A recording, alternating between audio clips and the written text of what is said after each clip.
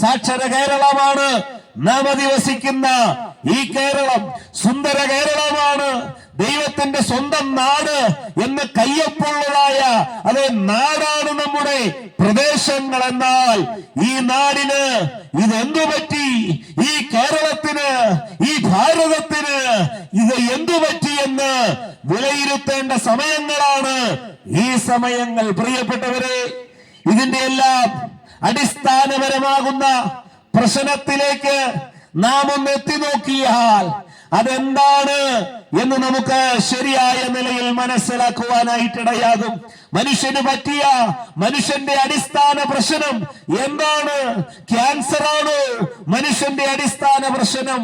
അത് കിഡ്നി സംബന്ധമായ രോഗങ്ങളാണ് മനുഷ്യന്റെ അടിസ്ഥാന പ്രശ്നമല്ല. ഇതൊക്കെ വലിയ വലിയ പ്രശ്നങ്ങളാണെങ്കിലും മനുഷ്യനെ സംബന്ധിച്ച് മനുഷ്യനെ വേട്ടയാടുന്ന അടിസ്ഥാനപരമായ ഒരു പ്രശ്നമുണ്ട്. ആ പ്രശ്നം എന്താണെന്ന് ഞാൻ നിങ്ങളെ അറിയിക്കുവാനായിട്ട് താല്പര്യപ്പെടുകയാണ്. അതറിയണമെങ്കിൽ മനുഷ്യനാരാണ് എന്ന് നാം തിരിച്ചറിയേണ്ടത് ആവശ്യമാണ്. ആരാണ് മനുഷ്യൻ? എങ്ങനെയാണ് മനുഷ്യൻ ഈ ഭൂമണ്ഡലത്ത് അത് പിറവിയെടുക്കുവാനായിട്ടിടയായത്? കൊച്ചു ക്ലാസ്സുകളിലൊക്കെ നാം ഒരുപക്ഷെ ഇങ്ങനെ പഠിച്ചിട്ടുണ്ടാകാം. മൃഗങ്ങൾ പരിണമിച്ച് അതിന്റെ അവസാനം രൂപപ്പെട്ട ഒന്നാണ് മനുഷ്യൻ എന്നൊക്കെ ഒരുപക്ഷെ പഠിച്ചിട്ടുണ്ടാകാം. എന്നാൽ പ്രിയപ്പെട്ടവരെ, ഒരു കാര്യം പറയട്ടെ, ഏതെങ്കിലും മൃഗങ്ങൾ പരിണമിച്ച് അതിന്റെ അവസാന ഉൽപ്പന്നമായി രൂപപ്പെട്ട ഒന്നല്ല മനുഷ്യൻ. അങ്ങനെയെങ്കിൽ മനുഷ്യനും പരിണമിച്ച് വീണ്ടും എന്തെങ്കിലുമൊക്കെ ആയി തീരേണ്ടിയിരുന്നു. ആയതുകൊണ്ട് മനുഷ്യൻ അങ്ങനെ പരിണമിച്ചുണ്ടായ ഒരു വ്യക്തിയല്ല, മറിച്ച് മനുഷ്യൻ എങ്ങനെയാണ് ഉണ്ടായത് എന്ന് ഏറ്റവും വ്യക്തമായും ആധികാരികമായും അത് നമ്മെ പഠിപ്പിക്കുന്നത് വിശുദ്ധ വേദപുസ്തകത്തിലൂടെയാണ്. വിശുദ്ധ വേദപുസ്തകമാണ് യഥാർത്ഥ സത്യങ്ങളെ അതേ മാനവ ജനതയ്ക്ക് ബോധ്യം വരുത്തി തരുന്ന ഏക ഗ്രന്ഥമെന്ന് നാം നല്ലതുപോലെ മനസ്സിലാക്കുക.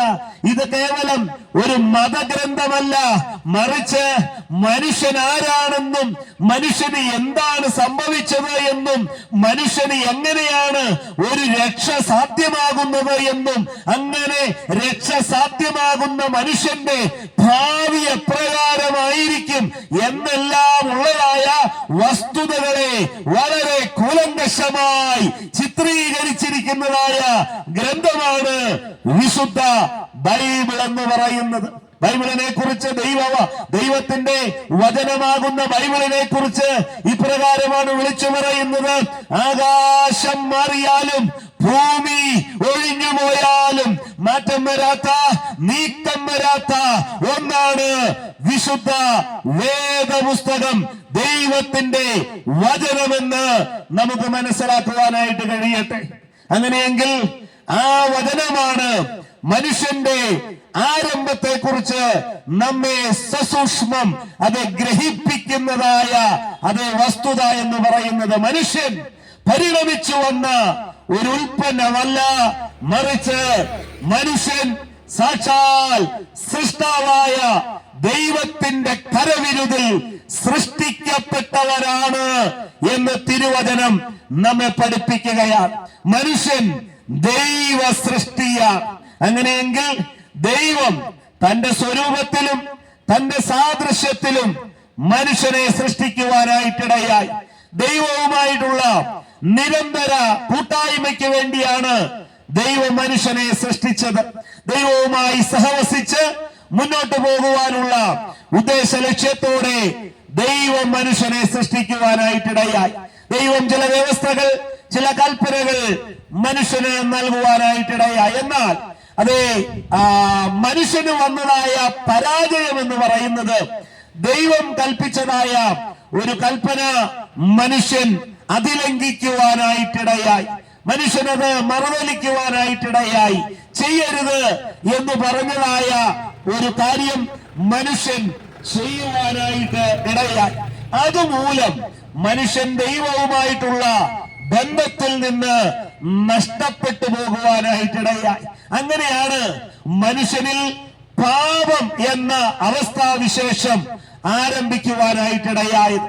ദൈവത്തോട് മറുതലിച്ചതിന്റെ വെളിച്ചത്തിൽ, ദൈവം പറഞ്ഞ കാര്യങ്ങളെ അനുസരിക്കാത്തതിന്റെ വെളിച്ചത്തിൽ മനുഷ്യനിൽ സംഭവിച്ച ഒരു തകരാറാണ് പാപം എന്ന് പറയുന്ന അവസ്ഥാവിശേഷം. അതെ, മനുഷ്യൻ പാപിയായി തീർന്നു. അനുസരണക്കേട് നിമിത്തം മനുഷ്യൻ പാപിയായി തീർന്നു. ആദിമ മനുഷ്യൻ പാപിയായി തീർന്നതിന്റെ കാരണത്താൽ ആ മനുഷ്യനിൽ നിന്നും ജനിക്കുന്ന സകല സന്തതി പരമ്പരകളും പാപത്തിലാണ് ജനിച്ചു വീഴുന്നത്. സകല മനുഷ്യരും അപ്രകാരം പാപികളായിട്ടാണ് ഈ ഭൂമിയിൽ പിറന്നു വീഴുവാനായിട്ടിടയാകുന്നത്. ദൈവവചനം അതിനെക്കുറിച്ച് വളരെ വ്യക്തമായിട്ടാണ് അത് നമ്മെ പഠിപ്പിക്കുന്നത്. നീതിമാൻ ആരുമില്ല, ഒരുത്തൻ പോലുമില്ല, എല്ലാവരും പാപം ചെയ്ത് ദൈവ തേജസ് ഇല്ലാത്തവരായി തീർന്നിരിക്കുന്നു. അതേ പ്രിയപ്പെട്ടവരെ, ഈ ലോകത്ത് ഏത് മതത്തിൽ അത് ജനിച്ച് വീഴുന്നു എന്നിരുന്നാലും ശരി, എല്ലാ മനുഷ്യരും ഒരുപോലെ പാപത്തിന്റെ കീഴിലാകുന്നു. ഈ പാപത്തിന്റെ ആരംഭം ആദിമ മനുഷ്യനിൽ നിന്നാണ്. അങ്ങനെ സകല മനുഷ്യരും ആ ആദിമ മനുഷ്യന്റെ പിന്തുടർച്ചക്കാരായ എല്ലാ മനുഷ്യരും പാപത്തിന്റെ കീഴിലാകുന്നു, പാപികളാകും. അങ്ങനെ പാപിയായ മനുഷ്യൻ ദൈവിക സംസർഗത്തിൽ നിന്ന് വേറിട്ടുപോയ മനുഷ്യന് ഭയങ്കരമായ നിരാശയായി, ഭയങ്കരമായ സങ്കടമായി. ആ മനുഷ്യന് ഈ ദൈവവുമായിട്ടുള്ള ബന്ധം ഏതു വിധേനയും പുനഃസ്ഥാപിക്കണം എന്നുള്ള ഒരാഗ്രഹം, അതിയായ ആഗ്രഹം അവന്റെ മനസ്സിൽ ഉടലെടുക്കുകയും അതിനു വേണ്ടുന്ന ശ്രമങ്ങളും പദ്ധതികളും മനുഷ്യൻ അവലംബിക്കുവാനായിട്ടിടയായി. പ്രിയപ്പെട്ടവരെ, ഒരു സത്യം നിങ്ങളോട് വിളിച്ചു പറയട്ടെ. ഇന്ന് ലോകത്തിൽ എത്രയോ മതങ്ങളാണ് നിലവിലുള്ളത്. ഈ മതങ്ങളൊക്കെ കൂണുപോലെ മുളയ്ക്കുവാനായിട്ടുള്ള ഒരു കാരണം എന്താണെന്ന് ചോദിച്ചാൽ, ദൈവവുമായിട്ട് നഷ്ടപ്പെട്ടതായ ഈ ബന്ധം പുനഃസ്ഥാപിക്കണമെന്നുള്ള മനുഷ്യന്റെ ആഗ്രഹത്തിന്റെ അടിസ്ഥാനത്തിൽ മനുഷ്യൻ അതിനുള്ളതായ മാർഗങ്ങളെ അവലംബിച്ച് മതങ്ങളെ ഉണ്ടാക്കുവാനായിട്ടിടയായി. മതങ്ങളിലൂടെ ദൈവവുമായിട്ടുള്ള ബന്ധം പുനഃസ്ഥാപിക്കാമെന്ന് മനുഷ്യൻ വ്യർത്ഥമായി ചിന്തിക്കുവാൻ സംഗതിയായി. അങ്ങനെ മതങ്ങളെ ഉണ്ടാക്കി പുരോഹിതന്മാരെ മനുഷ്യൻ ഉണ്ടാക്കിയെടുക്കുവാനായിട്ടിടയായി. ഈ മതങ്ങളുടെ വെളിച്ചത്തിൽ ധാരാളം ആചാരങ്ങളും അനുഷ്ഠാനങ്ങളും കർമ്മങ്ങളും കൂദാശകളും ഇതെല്ലാം മനുഷ്യൻ അവലംബിച്ചു നോക്കുവാനായിട്ടിടയായി. പക്ഷേ ഒരു കാര്യം ഇപ്രകാരം വിളിച്ചു പറയുവാൻ ഞങ്ങൾ താല്പര്യപ്പെടുകയാണ്. മതങ്ങളിലൂടെ മനുഷ്യന്റെ പാപത്തെ പരിഹരിക്കുവാൻ കഴിയുകയില്ല. പുരോഹിതന്മാരുടെ പക്ഷപാതം ചെയ്യുന്ന ചില പ്രക്രിയകളിലൂടെ മനുഷ്യന്റെ പാപത്തെ പരിഹരിക്കുവാനായിട്ട് കഴിയുകയില്ല. മനുഷ്യൻ ചെയ്തു കൂട്ടുന്ന ആചാരങ്ങളാകട്ടെ, അനുഷ്ഠാനങ്ങളാകട്ടെ, പെരുന്നാളുകളാകട്ടെ, തീർത്ഥാടനങ്ങളാകട്ടെ, പുണ്യപ്രവർത്തികളാകട്ടെ, ഇതിലൂടെയും മനുഷ്യന് പാപത്തെ പരിഹരിക്കുവാനായിട്ട് ഒരു നാളും കഴിയുകയില്ല. അതേ പ്രിയപ്പെട്ടവരെ, ഇനി മനുഷ്യൻ മരിച്ചിട്ട് മരണാനന്തരം ചെയ്യുന്ന ശേഷക്രിയകളിലൂടെയും ഒരു മനുഷ്യന്റെ പാപത്തെ പരിഹരിക്കുവാൻ ഒരു നാളും ആർക്കുമേ കഴിയുകയില്ല. നിരാശനായ മനുഷ്യൻ, പരാജിതനായ മനുഷ്യൻ, ഭാവിയായ മനുഷ്യൻ, അതെ, ഈ പാപത്തിൽ നിന്ന് ദൈവത്തോട് ഉള്ള ബന്ധത്തിൽ നഷ്ടമായ ഈ ബന്ധം ഇനി എങ്ങനെ ഒന്ന് പുനഃസ്ഥാപിക്കുവാനായിട്ടിടയാകും എന്നുള്ളതായ നിരാശയോടെ നിൽക്കുന്ന മനുഷ്യനെ സ്വർഗത്തിൽ നിന്ന് ദൈവം നോക്കിയപ്പോൾ കാരുണ്യവാനായ, കരുണാമയനായ, സ്നേഹസമ്പന്നനായ ദൈവത്തിന് മനുഷ്യനെ കണ്ടപ്പോൾ മനസ്സലിവ് തോന്നുവാനായിട്ടിടയായി. അങ്ങനെ മനസ്സലിവ് തോന്നിയ ദൈവം എന്താണ് ചെയ്തതെന്നറിയാമോ? 2000-ൽ പരം വർഷങ്ങൾക്കപ്പുറത്തെ ചരിത്രത്തിലേക്ക് നമ്മുടെ ശ്രദ്ധയെ നാം ഒന്ന് കൊണ്ടുപോയാലാണ് ദൈവം ചെയ്ത, മനുഷ്യന് വേണ്ടി ചെയ്ത ഏറ്റവും വലിയ പ്രവൃത്തിയെ നമുക്ക് മനസ്സിലാക്കുവാനായിട്ട് കഴിയുകയുള്ളൂ. പ്രിയപ്പെട്ടവരെ, ദൈവം പദ്ധതി ആരംഭിച്ചു.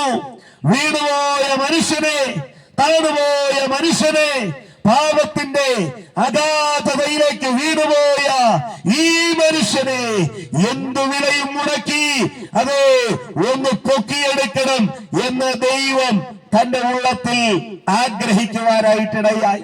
പാപത്തിന്റെ ആ കുഴഞ്ഞ ചേറ്റിൽ നിന്ന്